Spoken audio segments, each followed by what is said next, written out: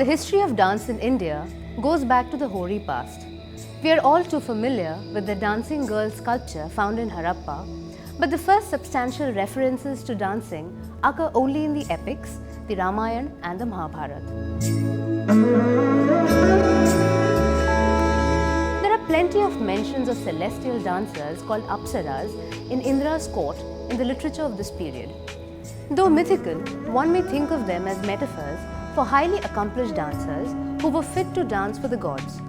You may also recall how in the Mahabharata, the Pandav prince Arjun is said to have taught dancing to the princess of Virat disguised as a eunuch during their last year of exile. Therefore, it may be said that dance as an art form was not just known in ancient India, but considered a highly respectable one. The foremost textual source for all performing arts in India is the Natya Shastra by Bharat Muni. Other important texts include the Abhinav Bharati, which is Abhinav Gupta's commentary on the Natya Shastra, the Abhinaya Darpan of Nandikeshwara, the Dasharupaka of Dhananjaya, the Sangeet Ratnakar of Sharangdev, etc. Of these, Bharat Muni is considered the father of Indian classical dance and dramaturgy. Tradition tells us that he learned the principles of dance through Lord Shiva himself. Since the teacher was an attendant of Shiva called Tandu, the masculine form of dance came to be known as the Tandav. On the other hand, the feminine form of dance called Lasya was taught by Parvati to Usha, who was Lord Krishna's granddaughter-in-law, who then passed on the art forward.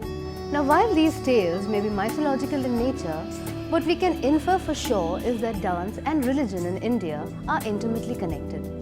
Indeed, all forms of art are thought to be a way of meditation, a way of reaching God. As one offers food and flowers to God, the artist offers dance and music as a gift to God. It is the highest kind of expression of a joyous spirit. Thus, it is not hard to imagine the origins of classical dance in India's temples. With the patronage of kings and the expertise of temple priests, these dances developed into full-blown styles in time. But it is said that there was perhaps just one dance form in the beginning, as all Indian classical dances have certain common features.